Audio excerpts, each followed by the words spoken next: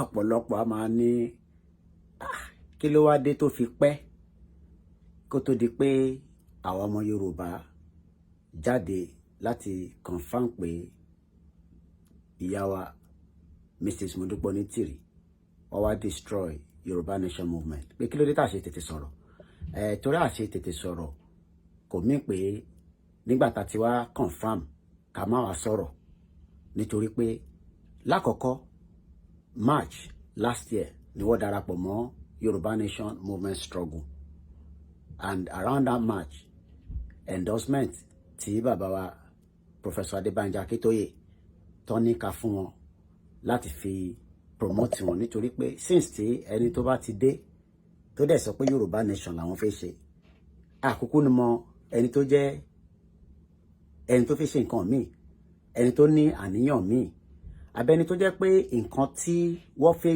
ṣe ó yàtọ̀ sí tí àwa gbogbo wa gbé dání. Àmọ́ ẹja gbọ́n tí bàbá sọ ká tó máa bá ọ̀rọ̀ lọ.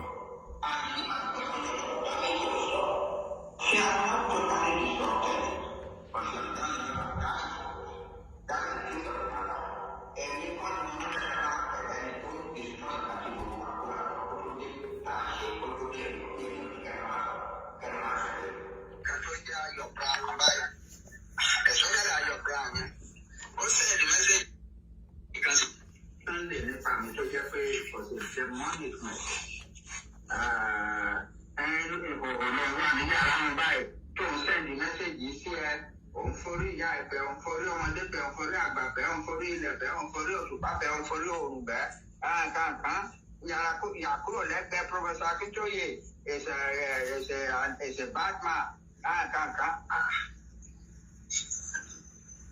Sunday rí mẹ́sẹ̀gì yẹn òru yẹn ló pè ní pé bàbá ẹ̀gbọ́n nǹkan tó obìnrin yìí sọ nípa yín kí ló ṣẹlẹ̀ kí ni nǹkan náà mi ò mọ nǹkan kan tó ṣẹlẹ̀ èmi wọn ò dá mi ò sọ nǹkan kan líle sí wọn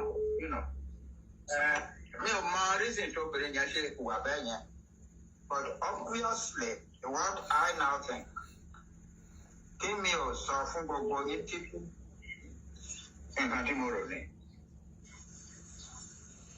Àwọn kan rán ọmọbìnrin yẹn kó lọ ta àkàkà àṣẹrú ni. Who they are? I have my suspicions. But I am absolutely satisfied that she was sent to go and disrupt the Yoruba self-determination struggle. Àwọn kan ní ẹwà ambitious ni mo ní kò sí ọmọ Yorùbá kankan wà ambition rú yẹn ó ti pọ̀ jù. It is what she has been doing is driven by money that she's been receiving from some people. About that now, I have no doubt. Agree necessarily, but I know it to be true. So by it discover.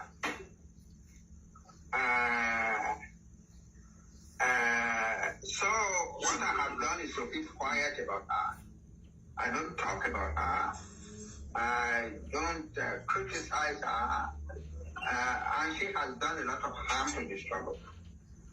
Professor Connect and phone you by the me so phone any other person.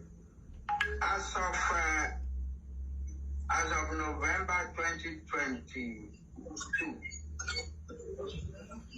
we were making a lot, we were recording a lot of success in the international arena. And we were reasonably sure probably December. So for a year we were Nigeria. And I'm sure we could have there will be at least 1 or 2 countries in the world. I want support for it. In Nigeria, we are defending this because they have been peaceful.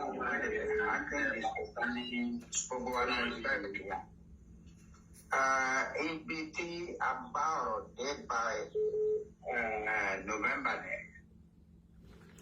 Well, gbogbo ara ti gbọ́ ntí bàbá ń sọ lọ nínú fídíò tí à ń play yẹn. Ẹja gbọ́ díẹ̀ sí. Lákọ̀ọ́kọ́, there is no reason to doubt it.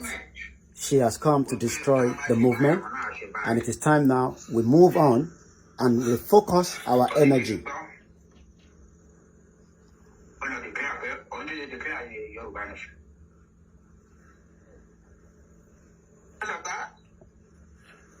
Is that I want to take something if you take this step, we will take the following step after you.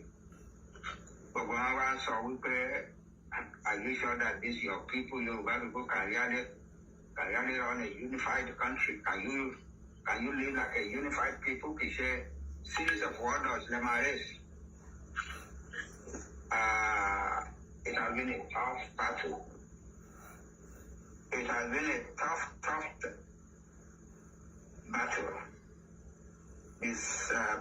Dispelling that kind of fear about us, fear about the Yoruba nation. She created that fear. It was not there before. And it is still there. Traces of it are still in existence.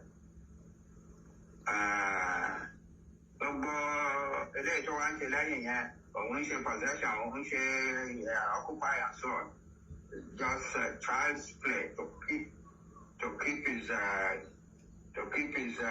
courage up in the dark. She knows that she has caused a lot of damage to the struggle. You know, and some of the people closest ones to her, you know, want your plan, you know,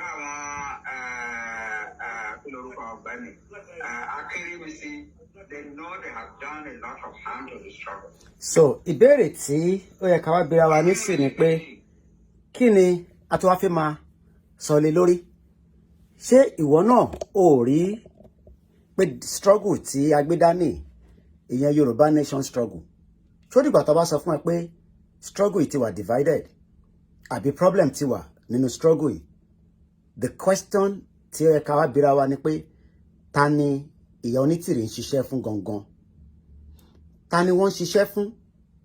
Nítorí pé nísìn tí òtítọ́ ti jáde, bó bá wùn ẹ́ o lè máa forí lagi kínú máa bí ẹ pẹ̀lú fídíò tí mo ṣe yìí. Ọláyọmí Kóìkì lèmi ń jẹ́ tí gbogbo yín mọ̀ sí Kóìkì Media. Mrs. Modupe Onitiri came to destroy the Yoruba nation struggle, but ní relent. Níbi tá ti ń báṣẹ́ lọ, pìkẹ̀ láti bẹ̀. Ẹ̀yin tẹ́ ti wá decide pé ẹ fẹ́ máa bá wọn lọ. You have your right. Ilé ayé tá ń gbé nísìn, gbogbo èèyàn ló ní right, lè hold yín padà. But ẹni tó bá ní làákàyè, á mọ̀ pé ẹ ti gba Yoruba nation as a country. It is still work in progress. And ìwọ tó bá wá ń kánjú pé ẹ ti gba country yín, á jẹ́ pé bíá nínú àlá àbí illusion àbí delusion, according to bí ìyá onítìrì ṣe máa sọ pé ẹ ti gba country táwọn declare ní last year. Nigeria is still a sovereign nation as of today, 16th of February 2023. I repeat, 16th of February 2023. And just at exactly almost 6:30 p.m. ni mo record video yìí. Lẹ́ẹ̀kan sí, Yoruba nation is still a project that will continue until tá máa fi gbà, tá máa fi bọ́ nínú oko ẹrú. But tó bá fẹ́ máa believe in tán sọ pé ẹ ti gba country, that means you are part of those that have also come to destroy the movement. Koiki Media, bringing the world closer to your doorstep. We will continue to campaign. We will continue to protest. We will continue to dialogue. We will continue to consult, but we will not be deceived by Mrs. Onitiri that she has declared a Yoruba nation country that has not yet been done. United Nations has not yet recognized Yoruba nation as a country. And